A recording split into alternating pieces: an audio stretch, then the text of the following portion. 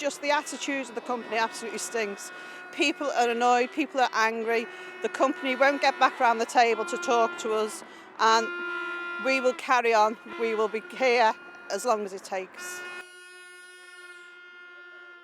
Unilever is the third largest consumer goods company in the world, making massive profits of over €4 billion every year. They've announced the closure of their final salary pension scheme, but yet at the same time they're admitting there's no financial imperative. The reason they're closing it is to grab more money for their shareholders. The campaign's going to continue, and as you can see, the workers are in very, very good spirits. But I think the message here today isn't just about hands off my pension. It's to ask their management why Unilever, a company that prides itself on its corporate social responsibility and how much it cares about its employees' welfare, why are they refusing to talk to us?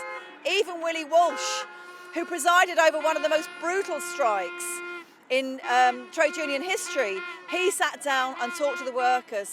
And yet Unilever, who've had the offer from conciliation service ACAS, have refused to sit down and come to the table with us. We're talking about a 25% reduction in my retirement wages, so my pension, and also I have to work 5 years longer before I'll be entitled to get that pension, or I take an even bigger cut. And when pensions aren't that big anyway, it's a huge squeeze, it's a huge amount of money to lose. If someone suddenly said you're going to take a 20% cut in your wages but you still have to work even more hours, you wouldn't do it. They pride themselves apparently on being a good employer. Absolutely.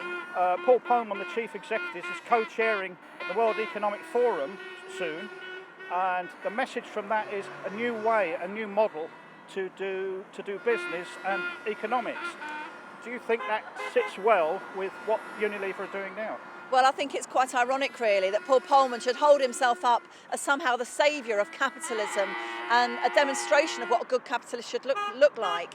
I've been speaking to workers here today on the picket line. They've got one word for Paul Polman: hypocrite. He is racking up a massive salary for himself. He's one of the best paid CEOs in consumer good companies. Executives working for Unilever are the best paid in any Unilever companies. They make massive profits. They grow every year. That growth and wealth, of course, created by the people you can see here behind me, and yet they want to take every last bit of cost out of the business to give to their shareholders. That doesn't sit right with us, and it certainly doesn't sit right with his workers.